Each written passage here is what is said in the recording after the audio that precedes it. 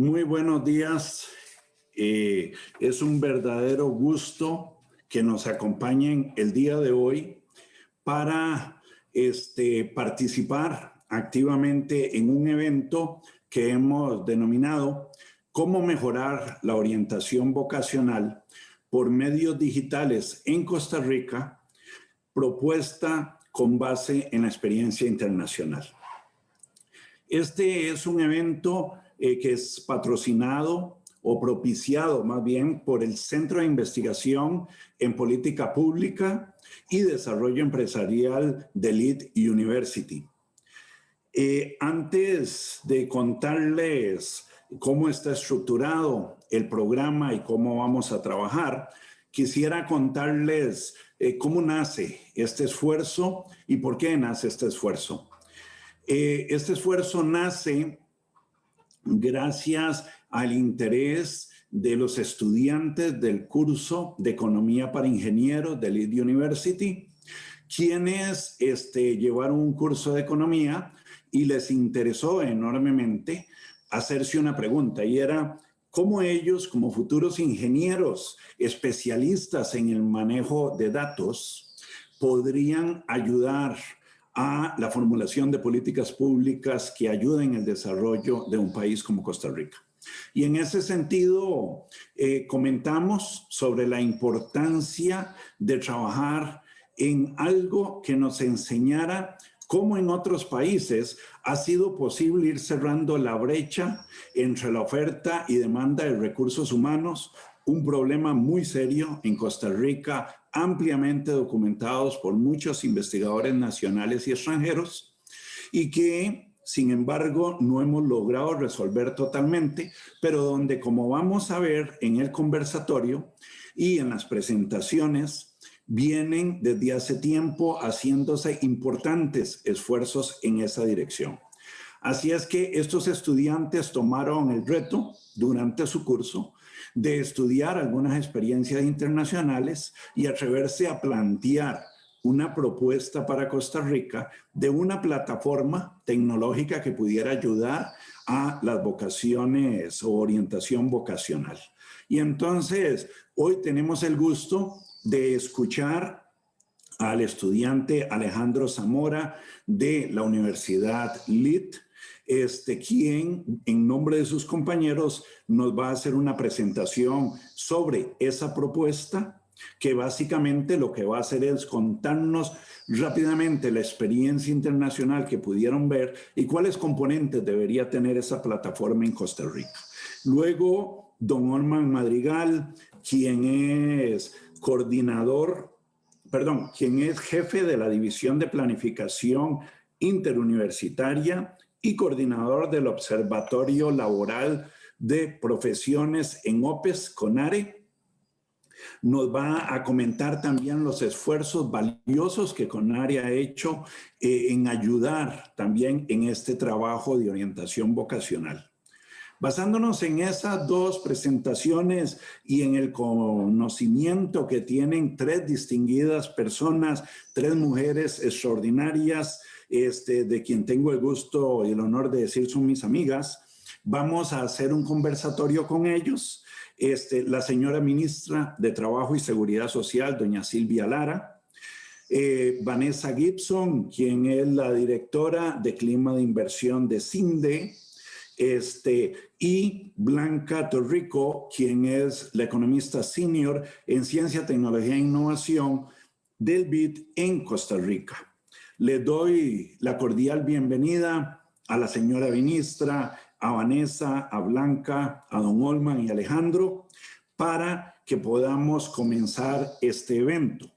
Quisiera solo señalar, antes de darle la palabra a Alejandro, que en Leeds University se cuenta con un departamento de orientación vocacional donde se le brinda a los interesados asesoría personalizada con el fin de que tengan a mano las herramientas necesarias para la toma de decisión en materia de carrera profesional.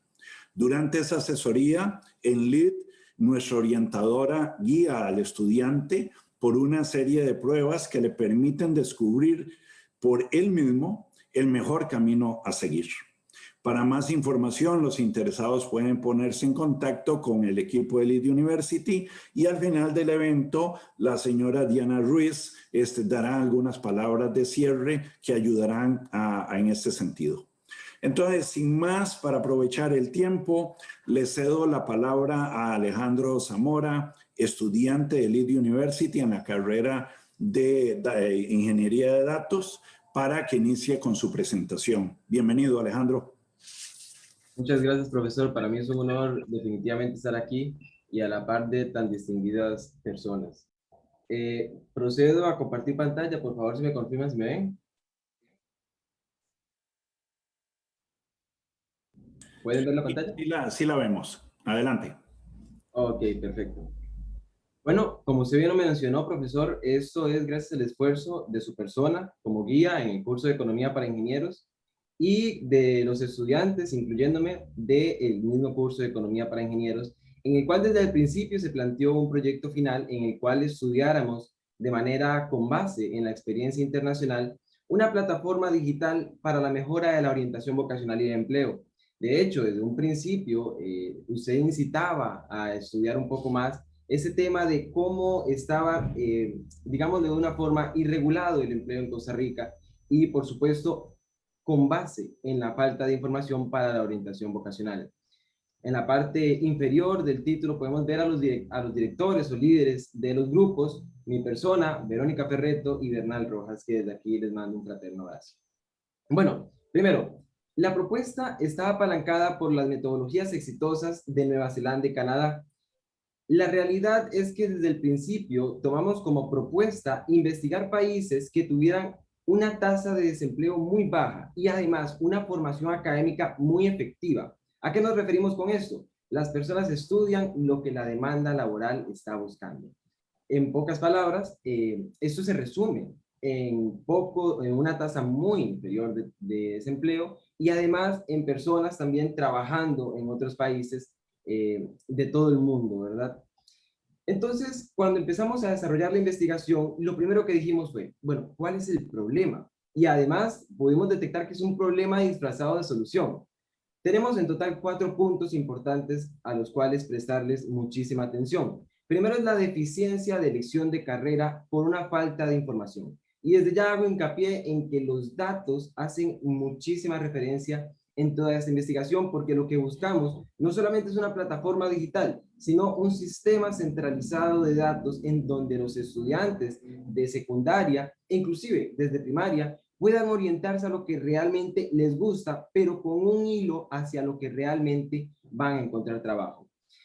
Por segundo punto, tenemos demanda laboral pasa desapercibida. ¿A qué nos referimos con esto? Bueno, pues muy sencillo, que la demanda laboral en Costa Rica, y eso lo investigamos desde el principio y inclusive posterior a la investigación, pasa desapercibida se refiere a que no está centralizada tampoco y es muy del boca en boca. Claro, podemos discernir que, por ejemplo, profesionales de la medicina o profesionales de la tecnología usan una plataforma y ahorita vamos a ver plataformas digitales sin uso, pero por ejemplo los profesionales o inclusive los técnicos de la pesca, de la agricultura, las plataformas digitales, y podemos mencionarla como LinkedIn, pasan desapercibidas. Y bueno, caemos al tercer punto, plataformas digitales sin uso. Esa es la realidad del día. ¿Por qué? Porque abogados, médicos, profesionales de la agricultura, técnicos de la agricultura, obreros de la agricultura, la pesca, no tienen LinkedIn.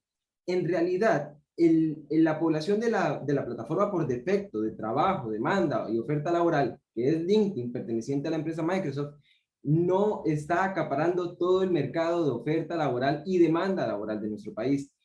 Por eso, países como Nueva Zelanda y Canadá no optaron por confiar en estas plataformas y optaron por más bien potenciar y desarrollar una plataforma digital gubernamental, la cual ha tenido excelentes resultados. Y finalmente, y hace falta inclusive dar un hincapié en la falta de descentralización de datos, como les comentaba. No solamente es una plataforma, sino un centro de información para las personas y su respectiva orientación vocacional y, por supuesto, la respectiva orientación de la oferta laboral.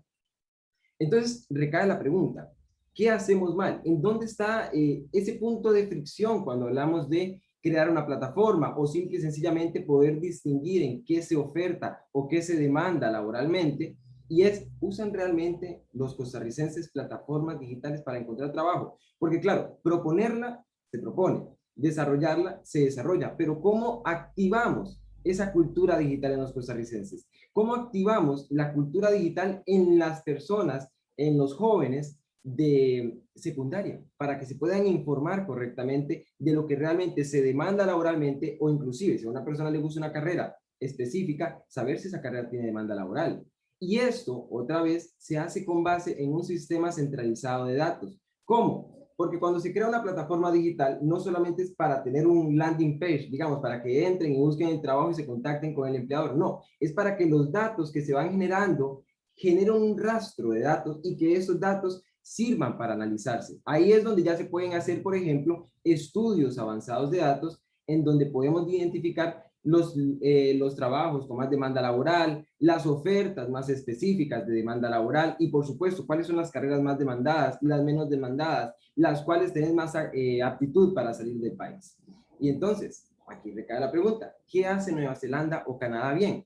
La respuesta está desde el principio de la presentación. Ellos tienen una plataforma de oferta y demanda laboral centralizada y basada en datos, en donde todo el rastro que se va dejando en su plataforma digital va quedando en sus sistemas de datos para posteriormente ser analizados y mostrados a, por ejemplo, pueden ser mostrados a los mismos trabajadores, a las personas desempleadas, por supuesto, a una oferta hacia toda la población estudiantil de secundaria de Nueva Zelanda y Canadá, para que se puedan tomar decisiones inteligentes en lo que vayan a estudiar y además para que la oferta y demanda laboral esté específicamente analizada y que no sea, digamos, a ciegas, donde una plataforma simplemente por ser digital y estar ahí para que se busque trabajo, pues queda corta. Ya una plataforma en donde los datos queden registrados, ya podemos aplicar tecnologías como análisis de datos, visualización de datos, inteligencia artificial. Aquí es el punto donde a nosotros nos gustaría mostrarles cómo son las plataformas. Este es el link de la de Canadá, donde se llama Job Bank. Las personas llegan, ingresan su nombre, ingresan sus datos y ingresan los trabajos que les interesa, por ejemplo, qué trabajo específico estoy buscando, qué aptitud tengo para qué trabajo. Y bueno, no se diferencia mucho de la de Nueva Zelanda, donde también es un banco de trabajo y un banco de datos en los cuales se les muestran datos a los estudiantes de secundaria para que puedan tomar decisiones basadas en las demandas laborales de su país, y por supuesto que en Canadá eso también sucede. ¿Por qué son importantes estas plataformas? Hasta donde vengo, pues claramente se escucha muy bonito, pero ¿cuál es la verdadera importancia que detectamos nosotros en esta investigación? Primero, se da a conocer la oferta laboral real, no la que simplemente una empresa publica, necesito un ingeniero en software y listo. No, la demanda total con visualización de datos, con inteligencia artificial de por medio. Dos, oferta de trabajo en tiempo real y actualizado. Eso es importantísimo, porque inclusive la misma plataforma LinkedIn tiene fallos en eso. Las publicaciones de empleo quedan guardadas ahí y publicadas, y vos llegás y las ves y bueno, ya no está el trabajo disponible. Una plataforma basada en datos permite que los trabajos que ya fueron dados, pues desaparezcan de la plataforma. Sería lo correcto. Y punto número 3, un enlace automático entre las empresas y los trabajadores. Y por supuesto, este enlace automático entre las empresas y trabajadores nos genera los datos para decirle a los estudiantes de secundaria cuáles son las carreras más demandadas. Porque, repito, no solamente es una plataforma para encontrar trabajo, es una plataforma para orientar vocacionalmente a los estudiantes de secundaria. Y es que esta relación se encontró desde el principio de la investigación. Cambios de paradigma en la demanda laboral. Este es el punto de inflexión en la presentación, donde hay que decir que el ambiente laboral ha cambiado. Ya no es lo mismo. Hay gente trabajando en Holanda desde aquí de Costa Rica. Hay gente trabajando en Estados Unidos desde aquí de Costa Rica. Esto, por supuesto, por la coyuntura de la pandemia. Y hay que entender también esa realidad, que los trabajos han cambiado, por ende, las demandas laborales también han cambiado. Podemos encontrar inclusive, imagínense, una plataforma que tenga una oferta laboral internacional también para aquellos ingenieros en software, ingenieros en ciencia de datos, podamos acceder a un banco de trabajo en otro país y podamos acceder a esos trabajos. Y es que en realidad la demanda laboral está cambiando tan drásticamente que el teletrabajo y el trabajo a la distancia se ha perpetuado en las grandes empresas como Microsoft, Amazon, Facebook, IBM, Google, pero en realidad también en otros sectores, la agricultura, los paquetes de envío, inclusive lo que son los comercios pequeños, medianos y grandes comercios también. Ahora la demanda laboral está teniendo como un tipo de fluctuación donde las personas ya no solamente tienen el trabajo convencional de ir, y eso es importante detallarlo, porque en realidad podemos estar al frente de una creciente demanda laboral, pero a falta de una plataforma basada en datos no lo podemos ver. Y bueno, la evolución para ser laboralmente atractivo, creemos como estudiantes, que también es importante, porque no solamente es llegar, buscar el trabajo y listo, no, se trata de poder ser atractivamente laboral, tener certificados, cursos en internet, que aumentar esa cultura digital, no importa si yo soy un obrero del café o trabajo en la pesca, no importa en realidad. El conocimiento a través de la era digital cambió también y es parte del cambio de la paradigma. Como dice aquí, certificados, proyectos personales, compartir conocimiento, habilidades blandas y por supuesto hacer networking. Y bueno, ¿cuál es el resultado de esta investigación?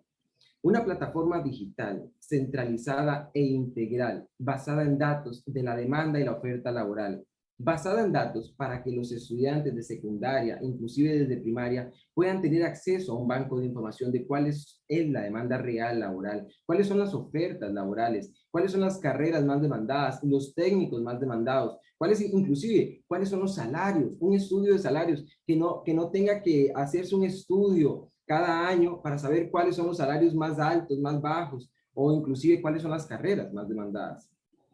¿Qué aporta esta plataforma? Por supuesto que aporta realidad nacional en la demanda y la oferta laboral. Dinámica sostenible al ofrecer como profesionales técnicos y obreros, en donde ya no solamente es aquel que le interesa el trabajo, sino el que se postula para el trabajo.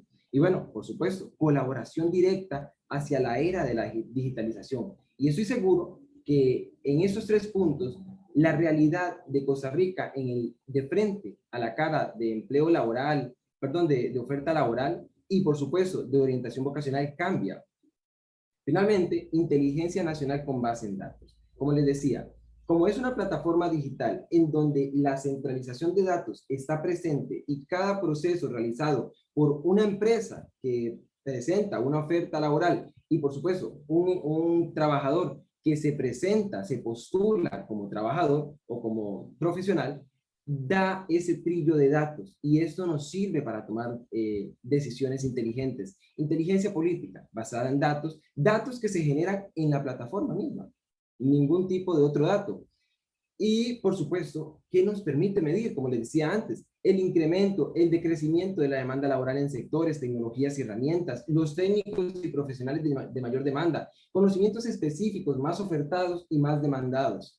Y por supuesto, ese es un prototipo desarrollado por uno de los equipos en donde en esta misma investigación se prototipó la plataforma, en donde uno elige el rango del salario, elige qué trabajo le importa, cómo más o menos, cuáles son las regularidades en las cuales quiere trabajar, el ambiente en el que quiere trabajar. Este prototipo está inclusive disponible a través del Centro de Repositorios GitHub.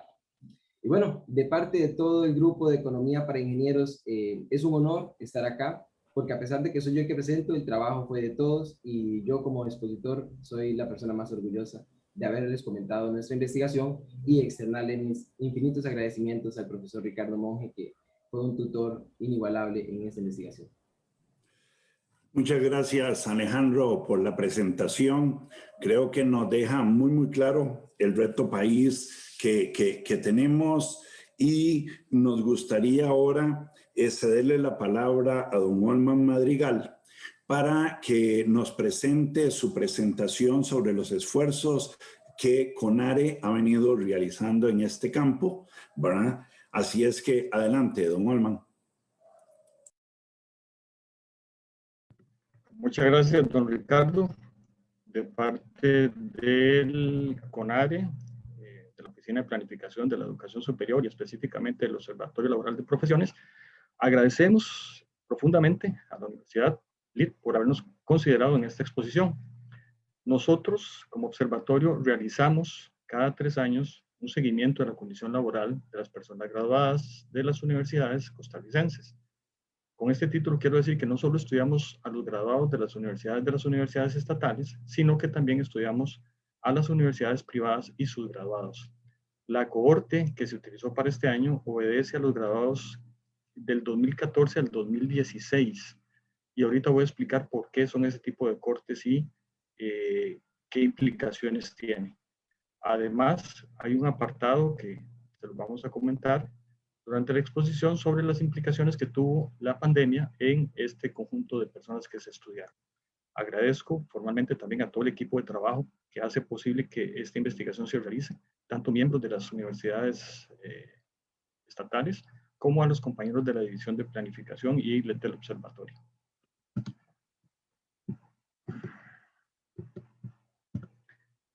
La agenda va a consistir en objetivos y metodología que se utilizaron y una serie de resultados que vamos a ir mostrando paso a paso.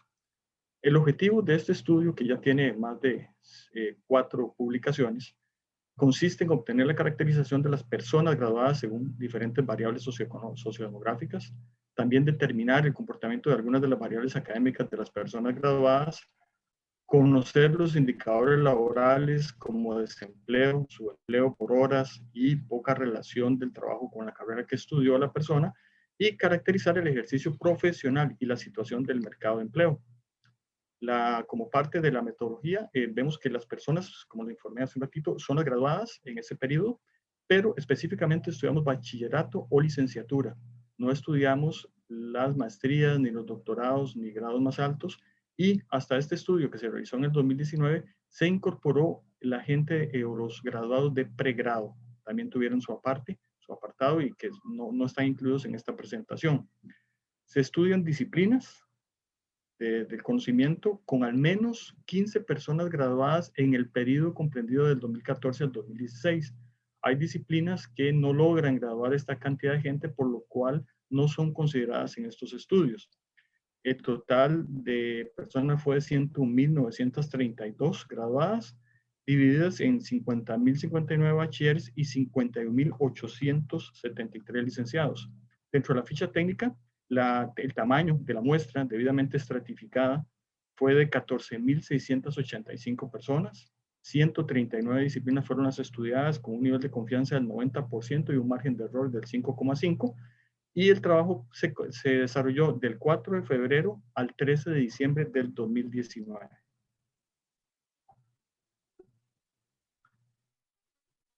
Para entrar en contexto, nosotros utilizamos la agrupación de las carreras en áreas de conocimiento, disciplinas y carreras. Las carreras es ese conjunto de actividades y cursos para cumplir un plan de estudio determinado, ¿verdad?, que conduce a la obtención de un grado académico. Las disciplinas es una agrupación de esas carreras con afinidades tanto de contenido como de mercado laboral. Y por último, agrupamos las disciplinas que también tienen cierto grado de afinidad en lo que conocemos como áreas de conocimiento. A manera de ejemplo, medicina es una de las cuales en las diferentes universidades tienen diferentes nombres. Entonces nosotros lo trabajamos en el nivel de agrupación entre una que se llama medicina, ciencias médicas, medicina y cirugía y partos, medicina y cirugía. Todas esas son diferentes nombres que se imparten en diferentes universidades, pero que se agrupan en una disciplina específica que es medicina y que al final se agrupa en un área de conocimiento que es ciencias de la salud. Estas áreas de conocimiento son las que establece UNESCO y son tomadas de ahí directamente. Vamos a empezar viendo el perfil sociodemográfico de nuestros graduados de esta corte. El 50% indican ser solteros. Dentro de los grupos de edad vemos que se concentra fuertemente, más allá del 60%, en el grupo que se comprende de edad de entre 20 y 29 años. La gran mayoría de los graduados son mujeres, un 61,5%. Con respecto a los grupos étnicos, que es otra de las preguntas que hacemos, el 88,4% se identifica como blanco o mestizo, y con algún tipo de discapacidad, que también es importante en el análisis, encontramos que solo lo indicaron el 2,5%, principalmente enfocados en una discapacidad física o visual. Una de las razones de ser de las universidades es poder darle acceso a toda la población que quiere continuar con sus estudios universitarios. En nuestro caso, nos abocamos a preguntarle, bueno, cuál fue su fuente de financiamiento primaria, con el fin de que podamos irlos visualizando con más claridad qué es la población que está logrando obtener un grado académico. La beca universitaria en el sector estatal y el trabajo personal en el sector privado fueron las que recibieron más respuestas. Esto quiero aclarar que es una pregunta de respuesta múltiple, pero sin embargo, más del 65% en el caso del estatal indicó la beca y más del 65% indicó el trabajo personal en el sector de la educación privada. El colegio de procedencia, un poco por la misma conformación que tienen la distribución a nivel nacional de los colegios, el 80% indicó, cerca del 80%, provenir de un colegio público, un 12,2% del privado y un 8,1% de los subvencionados. Otro dato importante, y yo creo que no podemos dejar de lado por la importancia que tiene la educación superior en la sociedad y la movilidad que logra, es que los progenitores juegan un rol fundamental en esa formación. Y podemos observar que ambos padres sin estudios universitarios ascienden a 67,1%. Esto quiere decir que el 67,1%, o sea, 67 estudiantes de cada 100 vienen de familias en las cuales sus padres no tenían estudios universitarios. De nuevo, creo que esto es un llamado a la atención y es un poderoso dato que nos da la razón de ser de las universidades, tanto privadas como estatales. Con respecto a los aspectos académicos, hay una pregunta dentro del cuestionario que señala o les pregunta a los graduados acerca de si continúa estudios después de graduarse. Recuerden que estamos con estudiantes de bachillerato y licenciatura. Del 100%, el 40,4% más el 22,2%, o sea, arriba del 62,6%, dijeron haber continuado. Y un 37,4% dicen que no. De ese 62,6%, el 40,4% continuó y los concluyó. Los otros no lo han concluido al momento de la encuesta y esperemos que puedan lograrlo al final. En la filmina y en los datos, en los gráficos, pueden observar por áreas de conocimiento. Obviamente estos datos se pueden desagregar a nivel de disciplina también. Se puede observar que educación, por ejemplo, es la que tiene el porcentaje más alto de sus agrupación en esa área de conocimiento, que sí continuó estudios y sí los concluyó. Mientras que el área que presenta el mayor porcentaje de no continuación, de estudios, podemos observar que está ciencias de la salud y computación y las ingenierías, por sus mismas formaciones o aspectos laborales. También preguntamos, que también creo que es base para la discusión que se está en este webinar, que el 74,3% dice dominar el inglés en alguna medida. El francés un 8% y el portugués un 7,2%. Señalo el portugués porque en estudios anteriores no nos había aparecido con un porcentaje tan importante y ahora sí aparece. Y además, el 24,7% de los graduados indicaron solo dominar el idioma español. Y algunos de los promedios generales de que dicen los graduados manejar, por ejemplo, en el caso del inglés, específicamente que se hace la pregunta, en una escala de 1 a 5, el 3,85 dice manejar una lectura apropiada, en escritura un 3,49 en dominio, en entenderlo un 3,7 de promedio y en hablarlo un 3,38. Hay una pregunta también que nosotros le hacemos y que nos interesa montones, sobre todo a las universidades estatales, que es el grado de satisfacción de la universidad y la carrera que tienen los estudiantes, los graduados, perdón. Se me confunde a veces donde estoy trabajando por los temas que trabajamos en el CONARE. Valoración en una escala igual de 1 a 5, en promedio se tiene un 4,19% de satisfacción con la universidad y en satisfacción con la carrera un 4,24%. Estudiamos 3 momentos de la condición laboral de los graduados durante sus estudios, en el momento de la graduación y en el momento de la encuesta.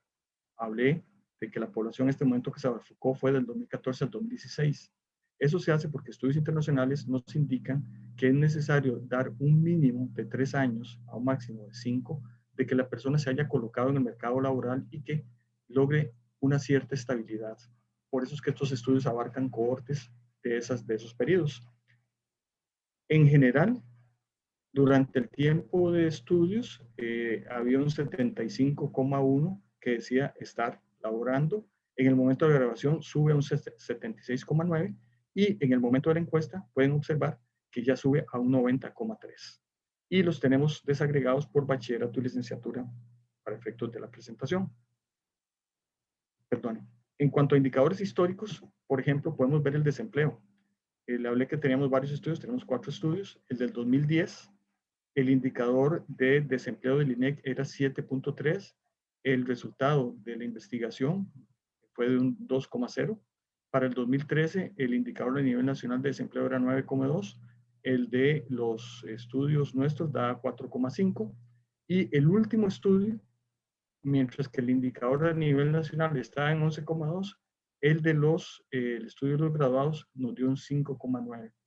Nosotros siempre llamamos la atención sobre este dato porque, y sobre todo cuando tratamos el tema de orientación vocacional, que más adelante lo voy a mencionar en profundidad, le indicamos a los señores orientadores y a los estudiantes a los cuales hemos podido tener contacto, que siempre el obtener un título universitario le va a dar una ventaja en el desempleo. Estos son datos generales. Obviamente, cuando uno entra a desagregarlos ya a nivel de disciplinas, puede encontrar que haya disciplinas que tengan un poco o algunos indicadores superiores de desempleo a nivel nacional, pero en la generalidad es un elemento que tienen que considerar los estudiantes para poder seguir una carrera universitaria.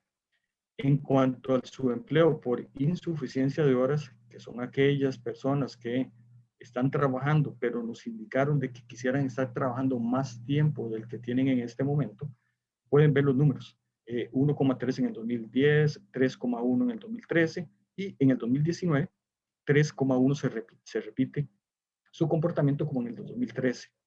El valor porcentual de parte del INEC para este indicador anda en 10,4.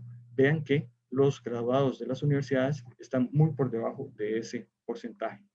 Y otro dato que a nosotros nos interesa son aquellos estudiantes en los cuales en lo cual se están desempeñando ahora laboralmente hablando tiene poca o ninguna relación con la carrera que se estudió. Los porcentajes van de un 2,5 hasta un 7,4 en el 2019. Esa tiene múltiples explicaciones, pero una de ellas es, por ejemplo, que hay estudiantes que se gradúan en una carrera, pero cuando están ya ubicados en alguna institución, algún organismo, el mismo organismo les encuentra facultades, capacidades, habilidades, etcétera, para desempeñar otros roles dentro de la misma organización. Entonces, a muchos de ellos o los ponen a trabajar como jefes o los ponen a trabajar como coordinadores de equipo o en administración de proyectos, etcétera. Y eso puede explicar este 7.4. O sea, no quiere decir que este 7.4 es un indicador malo para los profesionales. Con respecto a los indicadores laborales, tenemos los comparativos de desempleo a nivel nacional por grado académico, ¿verdad? Que si bien el estudio es 5.9 y el nacional 11.8, tenemos que el bachillerato sí es más alto que el de la licenciatura. De nuevo, continuar avanzando en los estudios.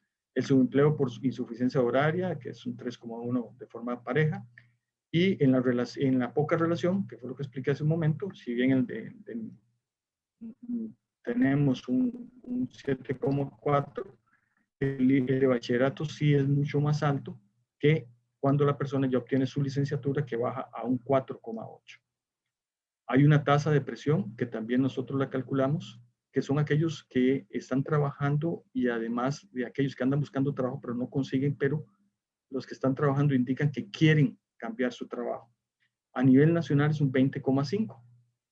Al nivel del estudio es un 28,2, es muy superior, bueno, en 8 puntos porcentuales superior al del nivel nacional. Pero esto se explica porque estamos hablando de que en el nivel nacional se consideran absolutamente todos los empleos. Aquí estamos hablando de gente profesional, la cual, y por el tipo de estudiantes que son y el rango que les mencioné ahora de edades en los cuales se concentra más del 60%, son gente que le gusta andar experimentando y sondeando nuevos trabajos y nuevas opciones laborales. Tenemos una clasificación de las disciplinas con indicadores óptimos. ¿Qué es esto? Son indicadores que tienen 0 desempleo, 0 insuficiencia horaria y 0 en poca relación con lo estudiado. Tenemos 5 que repiten durante varios años, como es estadística, administración de seguros, currículo, derecho penal, microbiología, y los otros entraron, digamos, en este ranking, entraron como nuevos, pero son elementos, como lo apuntaba el compañero de la presentación anterior, son elementos que en la parte de orientación vocacional deberían también tomarse en consideración. Con respecto a la situación actual, si ponemos un dato, aquí les voy a ser confesos, durante muchos estudios no era el interés del observatorio incorporar este dato, por cuanto, como el enfoque nuestro es hacer la orientación vocacional, no queríamos que fuera el salario el que predominara en una decisión vocacional de un estudiante. Sin embargo, hablándolo con profesionales en orientación y con el mismo el Ministerio de Educación Pública en su área de orientación vocacional, bueno, vamos a ponerlos según lo que nos digan los graduados y depurando bastante los datos. Entonces tenemos las disciplinas con salarios más altos y las disciplinas con salarios más bajos. No voy a entrar en el detalle porque el tiempo se me podría ir, simplemente mencionar que entre los más altos se encuentran ciencias actuariales, currículo, administración de seguros, derecho empresarial, y dentro de las más bajas, danza, fotografía, terapia física, teología.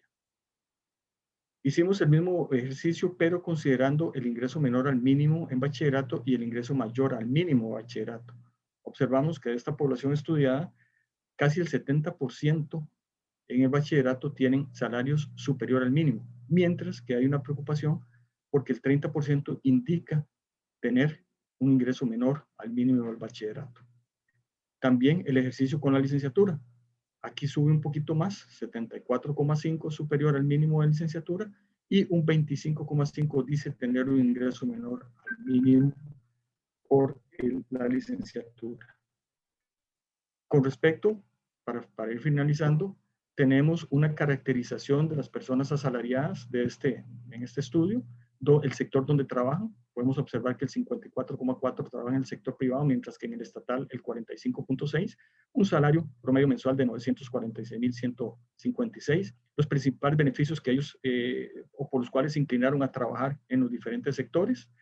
Y en el promedio de satisfacción con el trabajo actual, en una escala igual de 1 a 5, hablan del 4,35%. Con respecto a las de trabajo independiente, que fue alrededor del 10% de los graduados, podemos ver el salario promedio mensual, que son 781,000. Y también vemos que en su horario de trabajo, el 57,4 dice que es establecido por ellos mismos, el 29 es con el cliente que trabaja y quien contrata al trabajador, y el 13,5 dice, no, eso me lo establece totalmente el cliente. Las principales razones por las cuales es independiente, podemos ver que la principal, sin ser muy diferente porcentualmente a las otras, fue su única posibilidad laboral. Y el 75,6% indican que trabajan de una forma formal, valga la cacofonía, que es con pago al seguro social. Luego, rápidamente quiero mencionar los aspectos de la pandemia. Nosotros, cuando estábamos terminando el estudio, queríamos ya poner los resultados a conocimiento de la población, nos dimos cuenta de que si no se tomaba en cuenta lo de la pandemia, los datos podían ser bastante diferentes o falseados. Pasamos a hacer una encuesta a todos los 11.300, a tamaño de la muestra de 11.352 personas. Tuvimos un nivel de respuesta del 43% y se hizo de mayo a julio del 2020. Vea que ya estábamos de lleno en la pandemia, sin embargo, no tal vez en todos los meses que venían posteriormente. Se hizo vía correo electrónico, a diferencia de la primera que se hace por medio de una llamada telefónica. Algunos de los resultados es que los aspectos que se consideran fueron afectados por la pandemia, los graduados, el 71,6 indicó un aspecto emocional y el 23,2 habló de un aspecto meramente académico. El uso del teletrabajo, que para nosotros era muy importante estudiarlo, puesto que se había mencionado en el estudio anterior, pero ahora tiene más relevancia, dice que el 62,2% lo empezó a utilizar producto de la pandemia, hasta ese momento. Y podemos ver la situación de los trabajadores según los 3 momentos estudiados. Uno al momento de la encuesta, otro antes del primer caso del coronavirus y el otro durante la pandemia, insisto, durante los meses de mayo a julio que se realizó el estudio. Esto, tal vez para los que no están muy familiarizados con este tipo de gráfico, es de los asalariados. Si le seguimos este flujo aquí, vemos que asalariados pasaron a desempleo, que asalariados pasaron a inactivos y que incluso asalariados pasaron a independientes. Y así para cada uno de los diferentes elementos o caracterizaciones o categorías que hablamos de los asalariados. Y aquí podemos ver dónde se vuelven a mover, ¿verdad? Durante el proceso de pandemia. Creo que con esto, para no abusar del tiempo, tenemos más datos, muchos datos. Sí quiero mencionarles que tenemos un estudio. Este estudio lo hemos hecho y se ha trabajado muy fuerte con el Ministerio de Educación, con su parte vocacional. Hay un producto de esto, hay un sitio en el cual puede ser visitado por todos. Se llama Radiografía. Está en el sitio radiografía.conare.ac.cr, que si me permiten, ahora lo puedo poner en el chat. Y es un sistema en el cual el estudiante, el padre de familia, quien quiera, puede ingresar, ver la carrera o la disciplina por la cual el muchacho o muchacha se está enfocando, y además de eso puede ver todas estas variables más otras que caracterizan a cada disciplina de estudio y los indicadores de empleo, subempleo, y así también los montos que dicen los estudiantes que están ganando en este momento. De mi parte, muchas gracias por el espacio. En nombre, insisto, del Observatorio y del CONARE, agradecerles su atención y estamos para cualquier aclaración de dudas o más informes de los productos que tenemos a la orden. Muchas gracias, don Olman. Muy valiosa la presentación, sin duda. Creo que estas dos presentaciones nos dan un extraordinario marco de referencia sobre lo que el país tiene desde el punto de vista del esfuerzo que hace el Observatorio Laboral de Profesiones y también la propuesta que hacen los estudiantes de LID. Vamos a pasar ahora a el conversatorio en el cual van a participar la señora ministra de Trabajo y Seguridad Social, doña Silvia Lara, la directora de Clima de Inversión de CINDE, Vanessa Gibson, y la economista senior en Ciencia, Tecnología e Innovación del BID en Costa Rica, Blanca Torrico. Básicamente, como es un conversatorio, no es para que hagan más presentaciones. Yo lo que quisiera es lanzarles una pregunta y es, con base en el conocimiento que ustedes tres tienen de lo que se ha hecho en Costa Rica, hasta la fecha en materia de mejorar la orientación vocacional y alinear la oferta y demanda de empleo, ¿qué les parece el reto que nos lanza la presentación de Alejandro? Y desde ese punto de vista, ¿cómo el país puede aspirar a algo como lo que tienen otros países más avanzados de la OCDE, como son estos dos que vimos, de Nueva Zelanda y Canadá? Y entonces, desde ese punto de vista, nos gustaría comenzar dándole la palabra a Blanca Torrico. Adelante, Blanca. Muy buenos días, muchas gracias Ricardo por la invitación y quiero agradecer especialmente a OLID por invitarme a compartir con este prestigioso panel y estos prestigiosos expositores el día de hoy. Agradezco sobre todo la presentación de Alejandro y don Olman. Sin duda este es un tema muy importante considerando también el contexto actual de la región donde este tipo de instrumentos pueden ayudar a orientar mucho mejor a los profesionales, pero también a las empresas. Quisiera comenzar dando un contexto desde algunos temas que se trabajan dentro del BID, especialmente desde mi sector, que es el de productividad e innovación.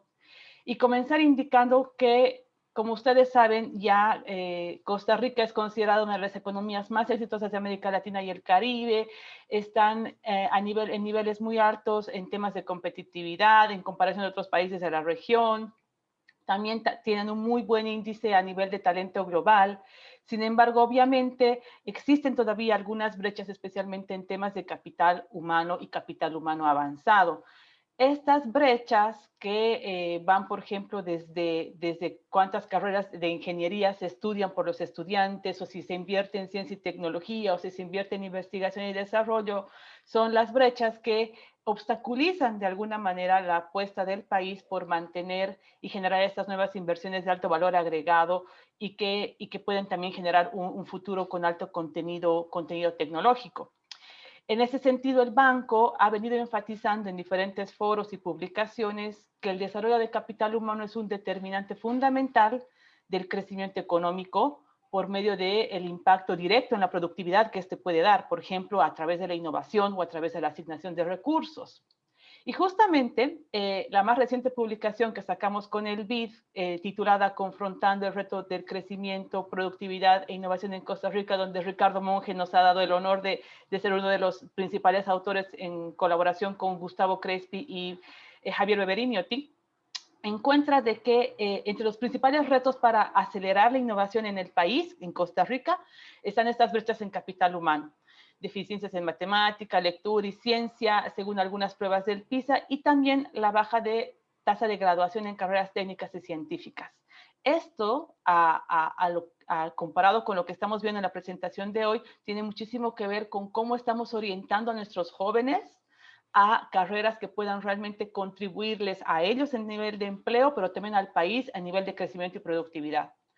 Por otro lado, algo muy importante que quisiera destacar es también la manera en la que se enseñan a los estudiantes. Tiene también muchas consecuencias para generar estos futuros emprendedores y actores económicos en países como Costa Rica, particularmente en estas primeras fases de la innovación.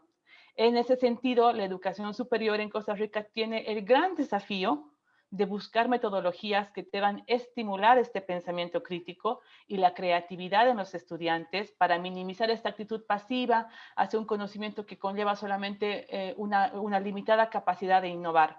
Esto se ha visto también muy enfatizado durante el año pasado, donde las universidades y los centros superiores han tenido que trascender desde lo presencial a lo digital, y también dentro de la misma universidad innovar y pasar por un proceso de transformación digital, ¿no? En este sentido, esta publicación que acababa de mencionar, que más adelante les voy a colocar el link para que la puedan acceder, hace una recomendación que está muy de la mano con lo que hemos visto el día de hoy. Una de las recomendaciones más importantes que hace esta publicación es justamente establecer este portal de información para apoyar la orientación vocacional. Es decir, crear este portal sobre la oferta y la demanda de empleo en el mercado laboral costarricense, el cual mejore la comprensión de los estudiantes sobre la demanda real de empleo en el sector productivo, así sobre como ciertas habilidades demandadas en el mercado laboral. Y sobre todo también sobre los beneficios financieros y de otros tipos que pueden existir a raíz de elegir o no una determinada carrera. Claramente el país ha venido trabajando bastante en esto, y para lograr que justamente este portal pueda ser pensado como una posibilidad en el país, claramente la coordinación entre las diferentes iniciativas que hay actualmente es muy importante. Y quisiera, por ejemplo, dar como ejemplos el programa Estado-Nación mediante la plataforma Hipatia, o SINDE, que justamente acá tenemos a doña Vanessa Gibson, que nos va a poder educar un poco sobre lo que están haciendo, y también ejemplos claros como la Fundación Monge, que tiene programas que están tratando de buscar ayudar a las personas a encontrar esas oportunidades de empleo en la economía del conocimiento en base a la orientación vocacional. Y aquí, antes de terminar mi primera intervención, quisiera mencionar que también, aparte de la parte académica del conocimiento tácito, algo muy importante que las universidades y los institutos de aprendizaje deberían tomar en cuenta, obviamente, es las habilidades blandas. Es algo que no se debe descuidar. Se debe pensar también en incrementar estas habilidades blandas y técnicas ocupacionales para los trabajadores, especialmente en los que están trabajando en mandos medios como los que están trabajando con temas de tecnología. Y esto suma de mucha importancia, esto es muy importante para que estos jóvenes que están estudiando en la universidad o los trabajadores que están especializándose en las universidades puedan también enfrentar con éxito los desafíos de la cuarta revolución industrial, los desafíos de la transformación digital. Para finalizar mi intervención, quisiera realmente destacar este trabajo que está haciendo, que ha hecho Alejandro y que han hecho los estudiantes de la universidad, porque realmente ese es el camino en el que se debe comenzar a trascender por el país. Tratar de vincular en una plataforma toda esta oferta y demanda, que la plataforma pueda orientar a los jóvenes a ver qué carreras pueden estudiar, qué carreras les van a beneficiar, es algo muy relevante en el contexto de este país. Muchísimas gracias. Muchas gracias, Blanca, por tu intervención, o como bien lo señalaste, es tu primera intervención. Quisiéramos ahora cederle la palabra a Vanessa Gibson, ¿verdad? Quien nos va a hablar desde la perspectiva de CINDE, los esfuerzos en que CINDE está participando de manera conjunta con otras instituciones para ayudar a cerrar estas brechas entre oferta y demanda, pero también pensando en el reto que nos lanza el estudio de los estudiantes de Lead University al plantearnos movernos hacia una plataforma digital en tiempo real, con información totalmente actualizada y que permita realmente una excelente orientación vocacional. Bueno, Vanessa, adelante. muchas gracias, don Ricardo, y a todo el equipo de LEAD por invitarnos a participar. Como lo decíamos en un inicio, creo que este webinar y además el enfoque del estudio de los estudiantes es súper pertinente y en el tiempo en que deberíamos estar teniendo esta discusión. Algo muy importante de este estudio es la perspectiva de mantener en tiempo real informados a ambas partes del mercado, la oferta y la demanda, porque creo que es ahí donde está mucho este tema. Y en ese sentido, ¿qué es lo que nosotros estamos percibiendo cada vez más con el trabajo que hacemos directamente con las empresas multinacionales? Es que ya el tema de hablar simplemente de carreras, de estudie esta u otra carrera, no necesariamente resuelve el tema de la oferta y la demanda. Hoy por hoy el tema de las competencias y de las habilidades hacen que las empresas incluso estén buscando personas que tengan competencias. Y una persona puede tener competencia de haber estudiado una carrera como ingeniería, siendo que van a trabajar en una empresa, por ejemplo, de servicios, o que hubiese estudiado, por ejemplo, contabilidad y se está posicionando en un área, por ejemplo, de ingeniería. Entonces, esto es uno de los retos más grandes que nosotros estamos percibiendo, y es esa traducción entre lo que están buscando las empresas y nuestra tradicional manera de postear y de posicionarnos en cuanto a nuestras habilidades y nuestro conocimiento académico que está asociado a una carrera. Esto del todo no tiene nada que ver con decir no son relevantes las carreras o estamos llegando a un mundo en el cual no existen las carreras. Al contrario, lo que necesitamos es transmitir el contenido de competencia de las carreras, de lo que desarrollan las personas a través del estudio de las distintas carreras, para que puedan tener una mejor visualización de sus oportunidades y no encasillarse en puestos,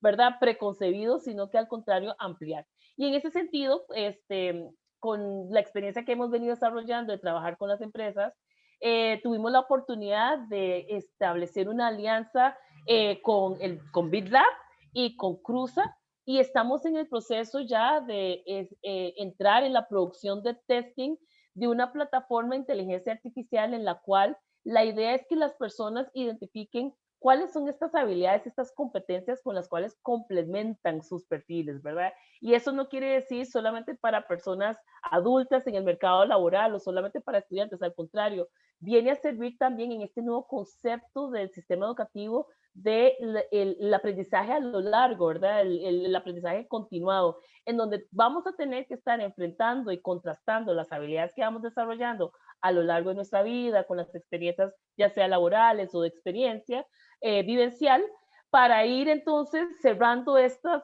brechas que se nos abren con respecto a las oportunidades que se abren. Y en ese sentido, más allá de solamente dar una sugerencia a las personas que participan en este esquema, va a ser importantísimo la alimentación que en tiempo real las empresas estén brindando acerca de cómo van moviéndose sus necesidades en cuanto a estas habilidades y a estas competencias. Entonces, uno de los resultados, por ejemplo, de esta plataforma va a ser un mapa de calor, en donde vamos a poder identificar, bueno, es de esta forma que se está pintando las habilidades de la población en Costa Rica. Nos estamos inclinando mucho por las habilidades, por ejemplo, analíticas, de manejo de datos y demás, o también en la parte creativa o visualización, etcétera. Pero al mismo tiempo vamos a poder contrastar también en tiempo real cómo es que estas habilidades se acomodan a lo que las empresas están buscando. Entonces, vamos a tener un reto que creo que también el estudio plantea,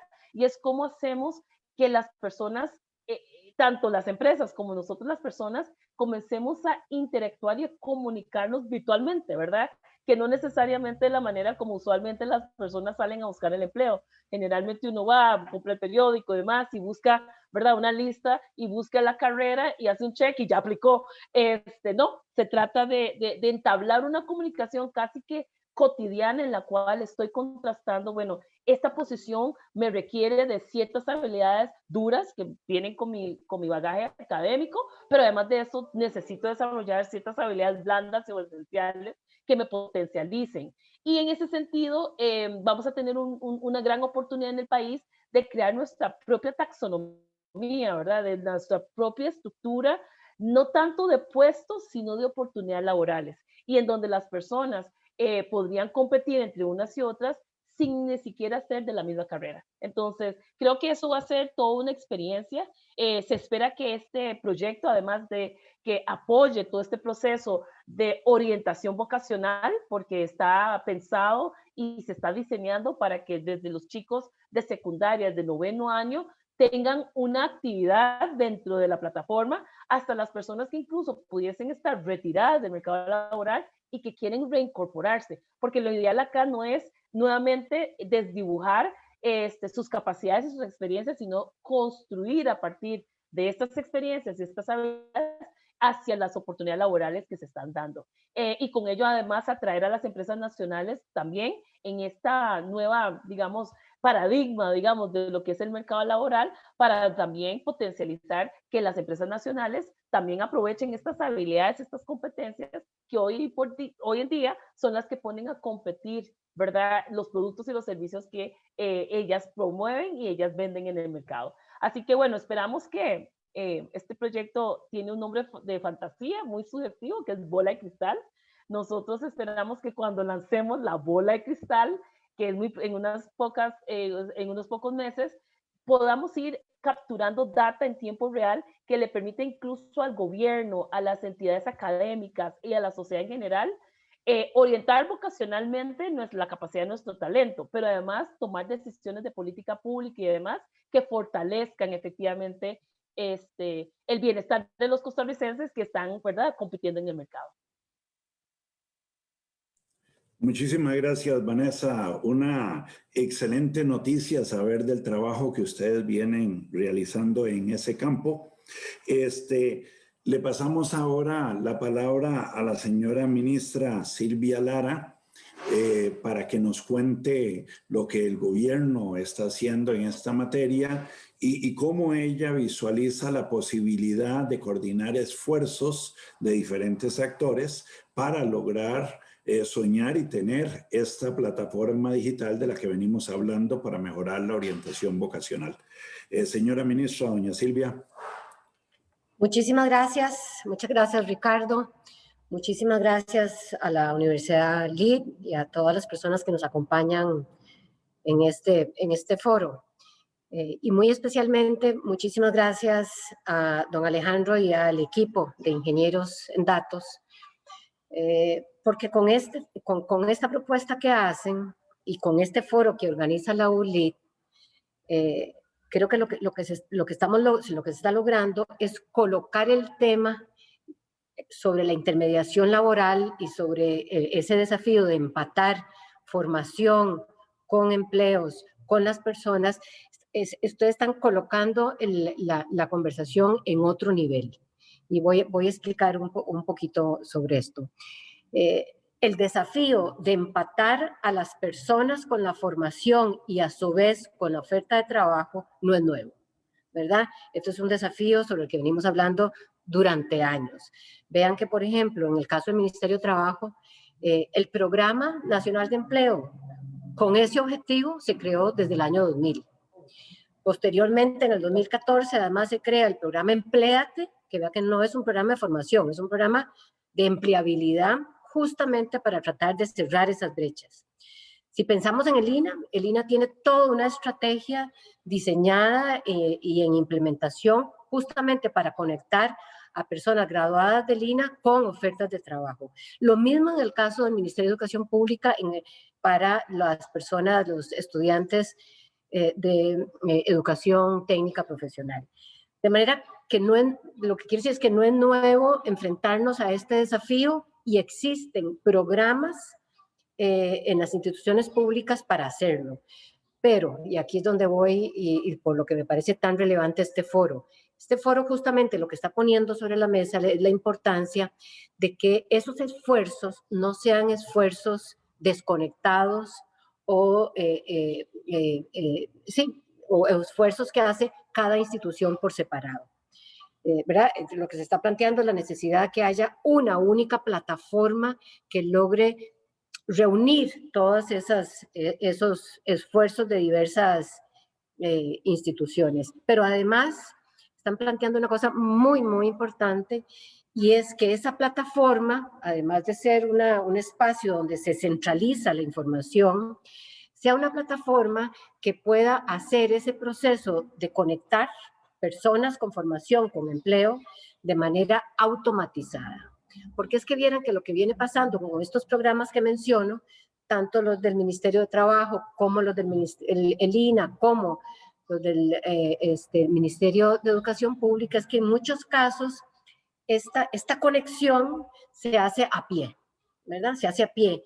Y entonces la posibilidad que tenemos de hacerlo de manera más inteligente, es decir, logrando entender bien qué es lo que hay que conectar con qué para dar en el clavo, y además hacerlo con más volumen, solo es posible de manera automatizada. Entonces, me parece muy interesante que este foro lo que nos coloca en relación con ese desafío, nos coloca ya en otro nivel de discusión, y es qué tipo de plataforma tecnológica es la que requerimos para hacer esto. Y me encanta además que podamos contar con personas tan especializadas como estos ingenieras en datos de la Universidad LID, justamente para pensar este desafío.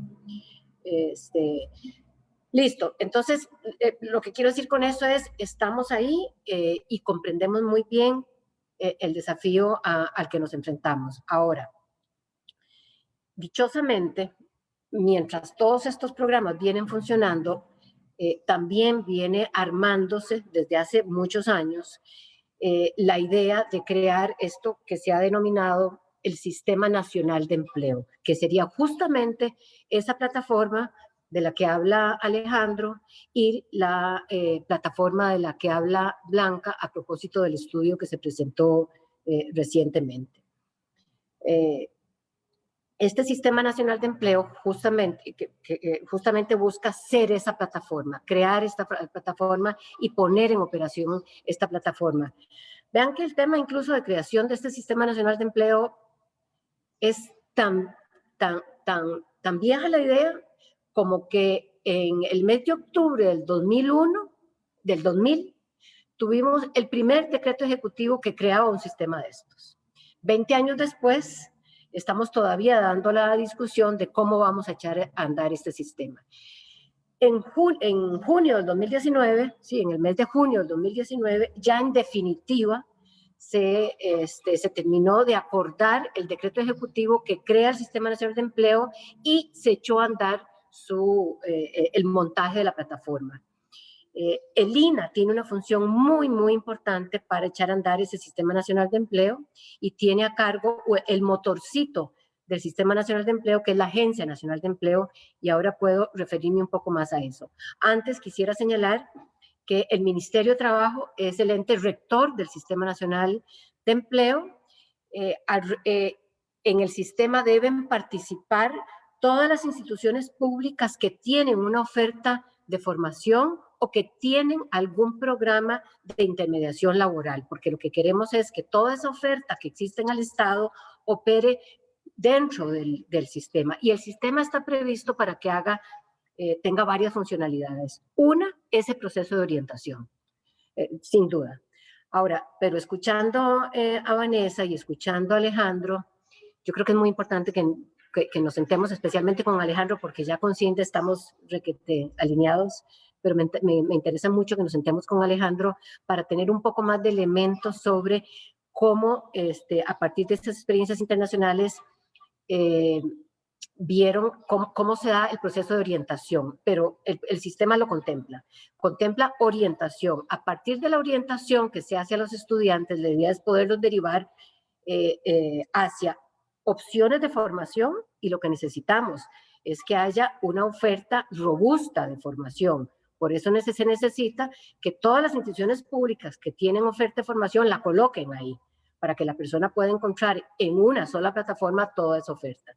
Pero además la plataforma prevé que los oferentes de puestos de trabajo los postulen ahí también, para poder hacer el match entre la persona, la formación y lo que el sector privado empresarial está ofreciendo como puestos de trabajo concretos.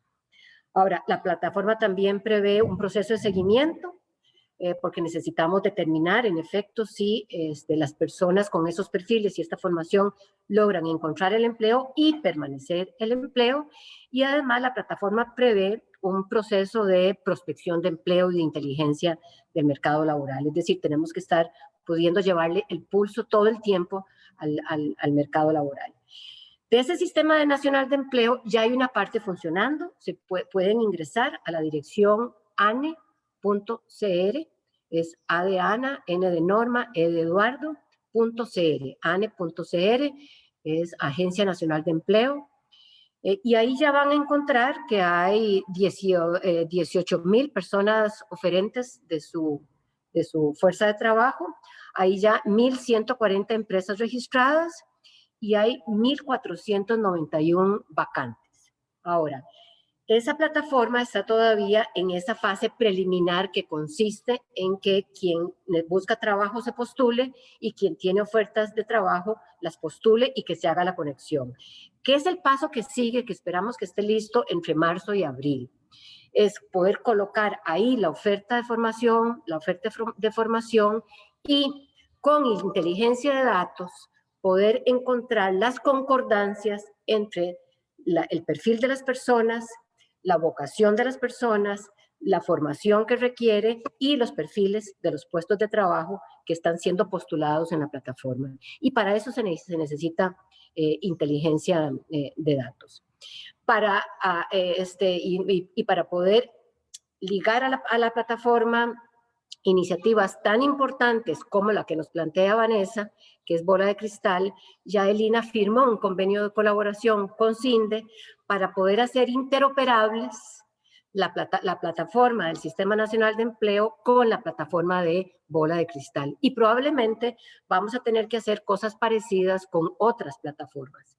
Por ejemplo, esta información que nos plantea CONARE es vital que alimente las decisiones de la plataforma. Yo lo dejo aquí porque me gustaría mucho incluso oír preguntas de las personas que están participando y poder ampliar la conversación. Muchísimas gracias, señora ministra. Sí, tenemos varias preguntas. Si les parece, voy a proceder a leerlas y luego podemos ir pidiéndoles a cada una de ustedes que aborde las preguntas si les compete. Lo mismo creo, algunas preguntas podrían también ser de interés para don Norman Madrigal y Alejandro.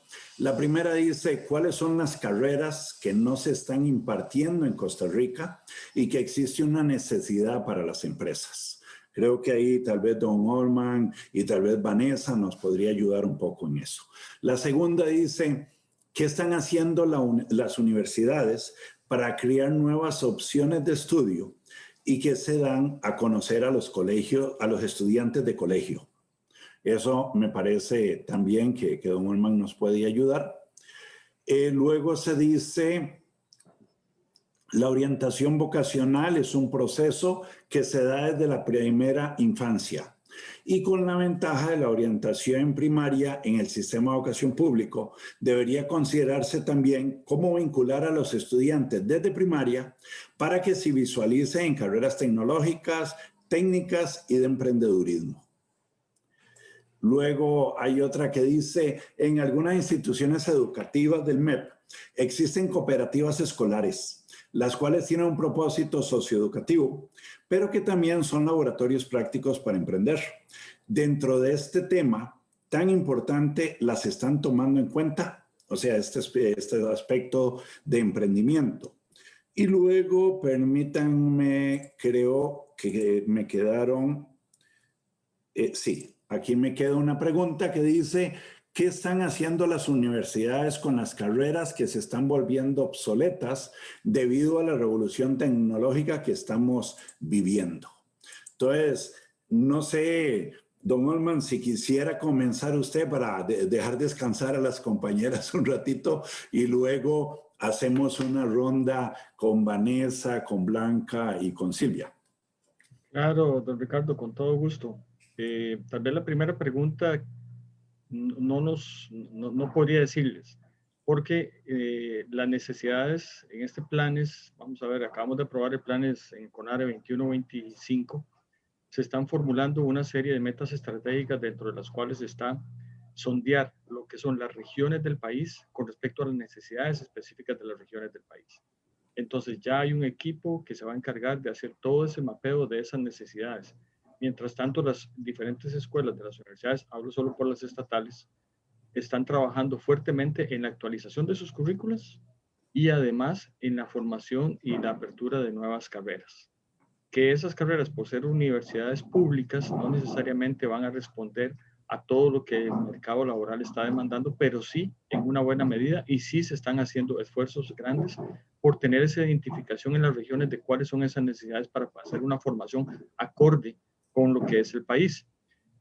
Con respecto a qué están haciendo para crear nuevas opciones y que se den a conocer en los colegios, eso se hace todos los años. Todos los años se hace a los colegios, se les da información, sea por medio de sus departamentos o secciones de orientación vocacional, e incluso la radiografía que les comenté, que la puse en el chat, esa radiografía se le da a conocer a todos los estudiantes. Antes, cuando el CINADES hacía un evento que se llamaba, donde participaban todas las carreras que tenían acreditación, nosotros estábamos presentes y pasaban los padres de familia, pasaban los estudiantes y hacen acceso a esa plataforma. Entonces hay información realmente de cómo se comportan las diferentes carreras y sus grados de empleabilidad y no empleabilidad. Pero además hay un compromiso permanente en todos los sitios de todas las universidades en los cuales está la oferta académica, aparte del esfuerzo que hace una comisión específica del CONARE de ir a todos los colegios. Ahora no se pudo hacer obviamente por el tema de la pandemia, pero se visitan y se da esa información.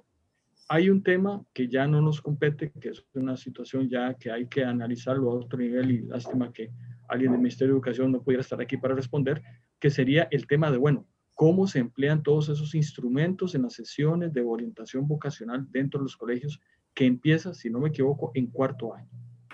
Entonces, ¿cómo usan ese material? ¿Cómo al estudiante le llega? ¿Cómo se le puede hacer de otra manera para que le pueda ser más útil para sus temas?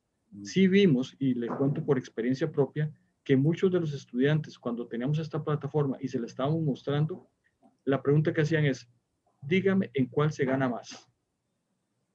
Entonces, ¿qué está señalando esto? Un problema de orientación vocacional. O nos llegaban estudiantes que decían, mire, es que yo estoy indeciso entre si estudiar agronomía o estudiar matemática pura o estudiar medicina. Entonces, la plataforma de la radiografía le permite al estudiante incluso hacer ese tipo de comparaciones entre disciplinas. Eso fue una necesidad que salió de ahí, que le incorporamos al sistema de orientación vocacional. Entonces puede el estudiante, su familia, su padre, más pueden accesarlo desde un celular. Esa es la gran ventaja de esa plataforma, en la cual pueden revisar todas esas condiciones. Le agregamos un tema que ustedes ahora acaban de mencionar de las habilidades. Bueno, yo con mi profesora de orientación vocacional puedo ver cuáles son mis habilidades blandas, mal llamadas tal vez por algunos y otros dicen así. Pero ahí le agregamos un módulo donde diga, bueno, yo siento que soy bueno en esto y esto y esto. Ahí está toda la categorización. Ok, entonces con base en esa categorización y la experiencia de los graduados, le hacemos un match y le decimos, mire, con esas habilidades que usted está apuntando, los estudiantes que se graduaron en esas cortes dicen que ellos están estudiando esto. Entonces también es una forma de orientación vocacional, es una forma de que el estudiante pueda identificarse con un grupo de carreras que le podrían hacer clic a su decisión vocacional. De mi parte, creo que esas son las preguntas. Muchas gracias, don Olman. Voy a leer una pregunta adicional porque sé que para la señora ministra va a ser de vital importancia abordarla. Y dice, ¿cómo en Costa Rica se le busca solución a que la mayoría de empresas grandes se encuentran en la meseta central?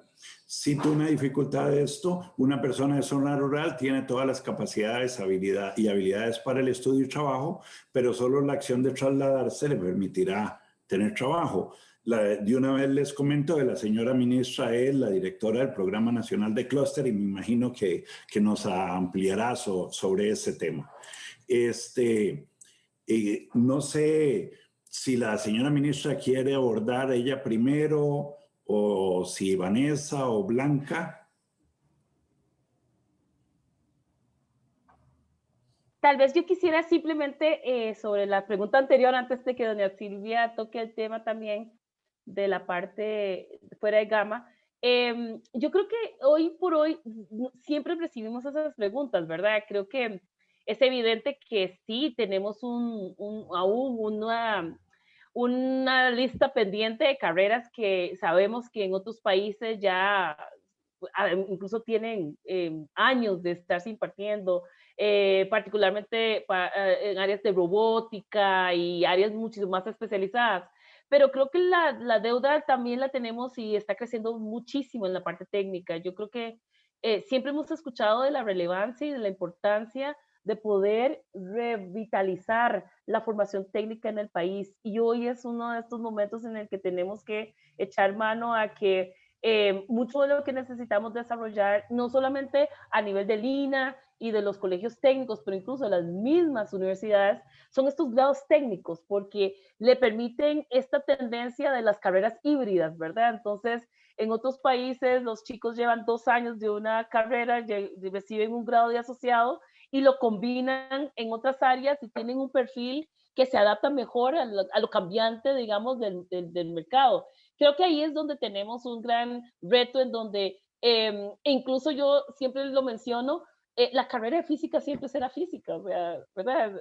Ha tomado millones de años de llegar a esto, pero lo que está cambiando es la versión, lo que podríamos llamar 4.0 de las carreras incluso tradicionales, en ingenierías y en otras áreas, en donde ya no se trata solamente de estudiar administración de empresas con 3 cursos de contabilidad, sino cómo nosotros influenciamos dentro de las carreras a que las personas desarrollen otras capacidades, además de lo que es la parte core, digamos, de la carrera, y poder desarrollar nuevamente las habilidades que lo conectan a la realidad, digamos, en la cual va a laborar, porque ya no es cierto que hay que entrar en hojas Excel, en el debe y el haber, para poder tener un trabajo en el área de contabilidad. Ya para eso existen muchos robots. Lo que necesita una persona en estas áreas son otra serie, digamos, de habilidades y de manejo de herramientas que están hoy muy popularizadas en lo que es en la cotidianidad del trabajo. Entonces, quería dar este comentario para complementar lo que acababa de mencionar don Olman, y le paso entonces ahora a doña Silvia. Gracias, Vanessa. Doña Silvia. Gracias. Me parecen tan interesantes las preguntas, porque las preguntas justamente lo que evidencian es la necesidad que tienen las personas de recurrir a algún lugar, una plataforma, algo que les permita informarse de cuáles son las opciones que tiene desde el punto de vista de la formación y desde el punto de vista del mercado laboral. muy pertinentes porque en efecto confirman la dificultad que tienen para encontrar esta información en algún lado. Y yo esperaría que esta plataforma de la Agencia Nacional de Empleo pronto pueda ir evolucionando, ojalá más rápidamente de lo que lo hemos hecho, para proveer esa información, pero no hay duda que la que provee la CONARE es muy, muy valiosa. La segunda cosa que quisiera mencionar es que además tenemos un reto enorme y es no solo cómo conectar a las personas con la formación y con los puestos de trabajo, sino cómo lograr que los centros de formación, tanto los públicos como los privados, mantengan una oferta de formación al día, actualizada con lo que se está demandando en el mercado laboral, porque también lo que nos encontramos es centros de formación que se han quedado atrás, ¿verdad? Se quedaron atrás. Y entonces cuando uno necesita buscar a dónde están los centros de formación que pueden contribuir a crear esas competencias y habilidades en las personas para la oferta de trabajo que estamos viendo, no es sencillo encontrar esos centros de formación. Entonces ahí también tenemos un enorme desafío. Y la tercera pregunta que tiene que ver con el empleo fuera del gran área metropolitana. Ese es el enorme desafío que tiene este país. 3/4 partes del Producto Interno Bruto de Costa Rica sale de más o menos 12, 14 cantones del gran área metropolitana. Es decir, todo nuestro esfuerzo productivo, la gran parte de nuestro esfuerzo productivo que genera empleo de calidad, está concentrado en el gran área metropolitana. Y eso significa que las personas que viven en los territorios fuera del gran área metropolitana no tienen las opciones de trabajo que andan buscando y terminan entonces viniéndose a San José. Ahora, crear empleo en los territorios fuera del gran área metropolitana no es una cosa que sucede de la noche a la mañana, ¿verdad? Hay que desarrollar políticas de desarrollo productivo para crear condiciones para fortalecer, ampliar las estructuras productivas en los territorios. Y eso es algo que también estamos haciendo desde el Ministerio de Trabajo con este Programa Nacional de Clústeres, en coordinación con Mideplan, que lo que ha buscado es identificar en los territorios cuáles son esas actividades más impulsoras de la economía en los territorios. Y con más potencial de cara a lo que está pasando en el mundo del trabajo y en el mundo de la producción. Y entonces se viene trabajando, el mismo Ricardo participó de este esfuerzo, se identificaron alrededor de 21 iniciativas, clústeres, es decir, de estas actividades impulsoras de la economía en los territorios, y con esa identificación lo que estamos haciendo es haciendo una apuesta a esas actividades productivas en los territorios. ¿Qué significa hacer una apuesta? Significa articular un conjunto de esfuerzos, tanto del sector académico como de instituciones públicas, para que le apuesten a eso. Entonces, en lugar de que haya intervenciones de instituciones públicas de manera dispersa y desconectada, la idea es articularlas alrededor de un mismo esfuerzo, para que tenga un impacto acumulativo en el tiempo. Y la idea es cómo vamos conectando el Sistema Nacional de Empleo a estos esfuerzos para ir comprendiendo cuáles son la oferta de trabajo que se deriva de esos esfuerzos productivos y cómo la conectamos con la formación y las personas en los territorios.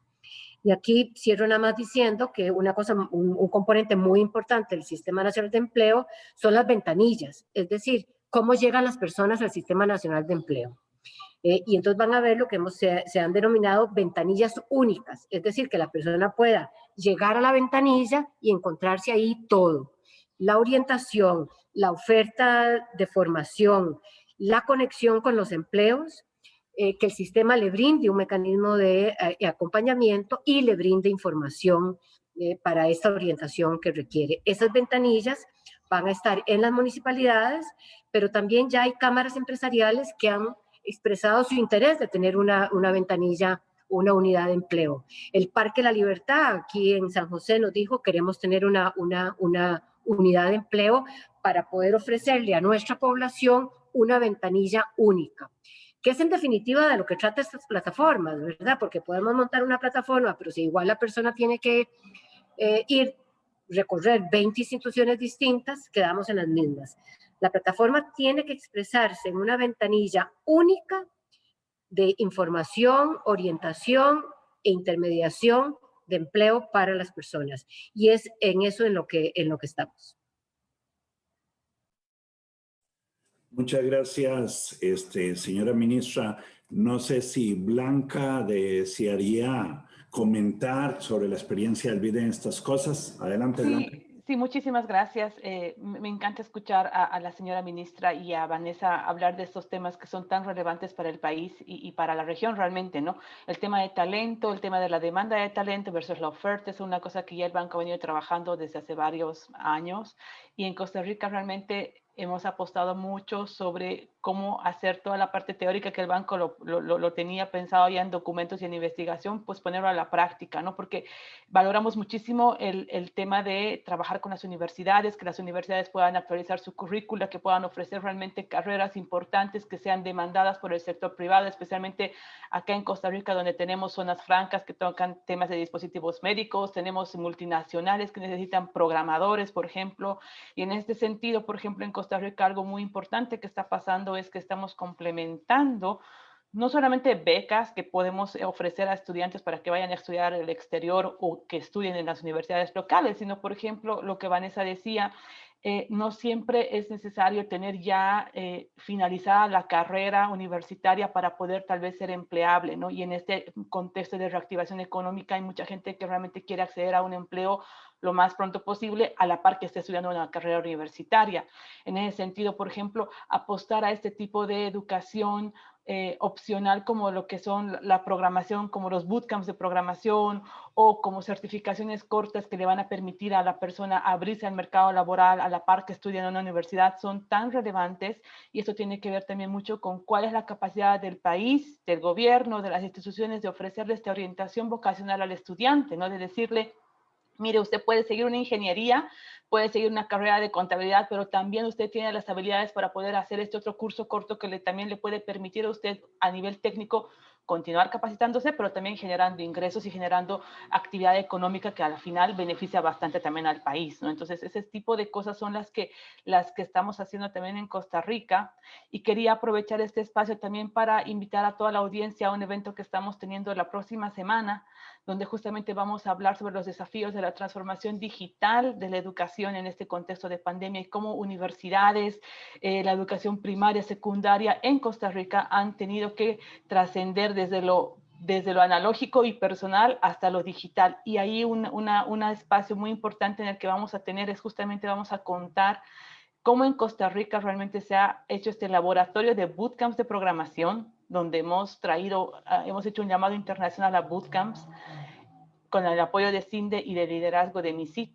Y hemos conseguido realmente estamos capacitando a más de 200 personas en estos bootcamps, los cuales van a poder ser también empleados por empresas multinacionales que ya los están requiriendo, ¿no? Entonces, ese tipo de saltos son también los saltos a los que las universidades y los centros tecnológicos, los centros de capacitación técnica deben también apostar, ¿no? A ese otro tipo de conocimiento que va más allá de un título universitario que es muy importante, pero que a corto plazo para una reactivación económica la gente necesita realmente tener una certificación tal vez un poco más técnica para insertarse en la economía y generar valor.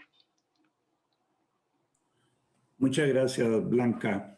Nos quedan pocos minutos, así es que voy a aprovecharlos leyendo algunos otros comentarios y hacemos una última ronda con las panelistas.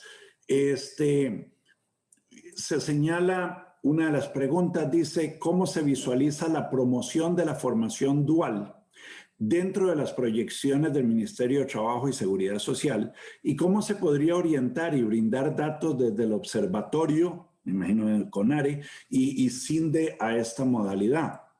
Después se plantea y se dice con relación a la implementación de la ANE, ¿cómo se pretende desarrollar la orientación vocacional en la ruta del Sistema Nacional de Educación? Si lo que se requiere es el fortalecimiento de lograr la empleabilidad de la persona a través de la orientación laboral. Y después hay otras dos, rápidamente dice, El planteamiento del Sistema Nacional de Educación es excelente en el papel, pero se requiere recurso humano para implementarlo. Y hasta el momento solo hay 2 orientadores contratados para atender todo el país cómo analizan el éxito de la ejecución sin recurso humano.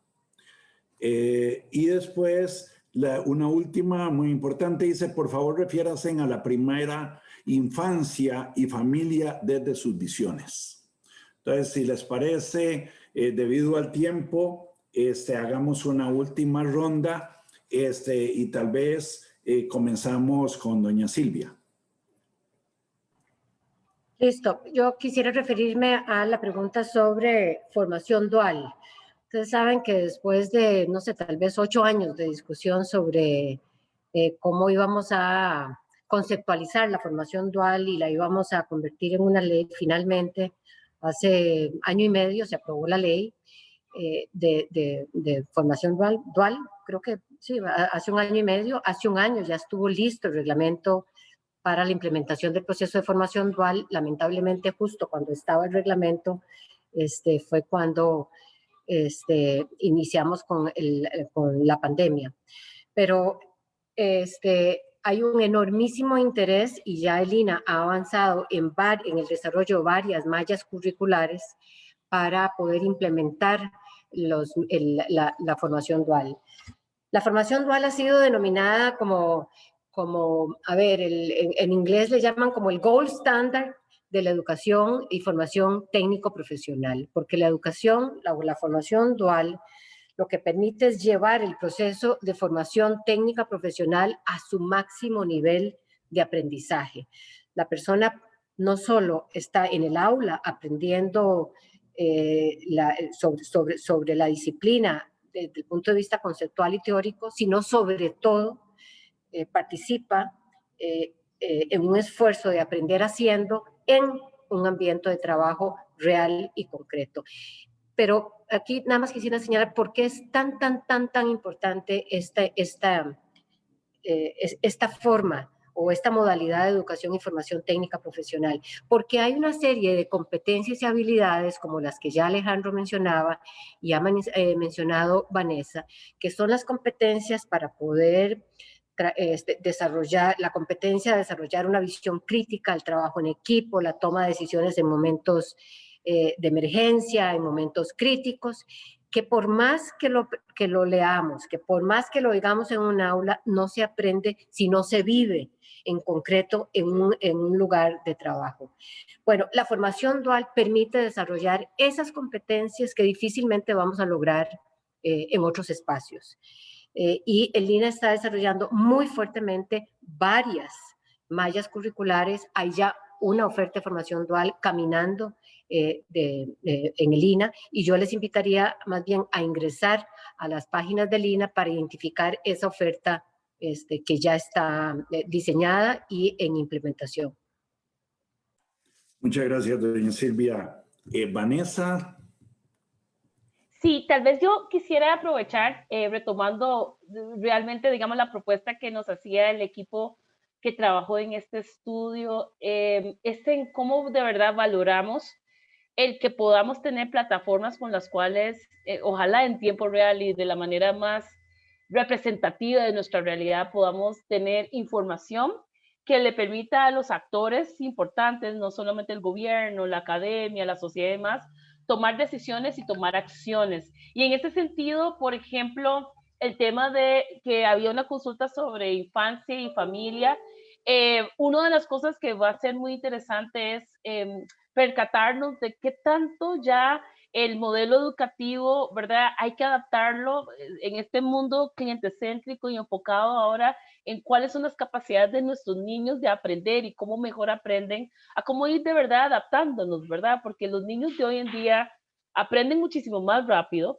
pero en un contexto que les habilite ese potencial. Y cuando hablamos de orientación vocacional y demás, no es simplemente pensar en la charla que se le da a los muchachos en el colegio y demás, va desde la infancia, que nosotros podamos, por los mecanismos que hoy tenemos y con todo lo que ha avanzado la neurociencia y la identificación de las mejores metodologías de enseñanza de nuestros muchachos, de que lo podamos aprovechar como país y de que de verdad impactemos desde la edad temprana a que ellos tengan una mejor oportunidad de vida. Pero bueno, con plataformas como las que hemos visto planteadas hoy de Canadá, Nueva Zelanda y el proyecto de política pública de que tengamos a través del Sistema Nacional de Empleo una plataforma que genere este tipo de señales, creo que pues estaríamos encaminándonos a esta transformación que vamos a requerir como país y como sociedad. Gracias, Vanessa. No sé, Blanca, si quisiera hacer un último comentario. Sí, un poco siguiendo lo que dijo doña Silvia y doña Vanessa, ¿no? O sea, es súper importante este tipo de plataformas. O sea, la presentación de Alejandro ha sido realmente muy enriquecedora. Creo que este es el modelo al que deberíamos seguir, obviamente tropicalizándolo con la realidad costarricense de cuáles son las verdaderas necesidades que tenemos como país. Eso creo que es súper fundamental, pero también enfocarlo muchísimo no solamente a la educación media o superior, sino sobre todo a la parte de la educación de la infancia, ¿no? Creo que desde ahí es donde se debe realmente iniciar el trabajo, porque tal como lo mencionó Vanessa, vamos a encontrarnos una vez que tengamos estas plataformas ya andando una diferente radiografía de cómo están las habilidades de las personas y cómo deberíamos iniciar a potenciar a nuestros niños, generar esta cultura de curiosidad, de emprendimiento, de querer apostar a la innovación, por ejemplo, para que después, cuando ya sean jóvenes o adultos, realmente puedan elegir carreras que sean las relevantes para la sociedad, pero también para ellos, ¿no? Entonces, creo que es muy importante el trabajo que están haciendo y me alegra muchísimo que Bola de Cristal y el INA y todo lo que se está haciendo en el Sistema Nacional de Empleo realmente se pueda integrar para realmente generar algo que sea mucho más potente, porque tener aisladas las bases de datos y tener toda la información ahí como en islas no genera el valor que realmente generaría todos y cohesionar. Excelente. Muchísimas gracias, Blanca.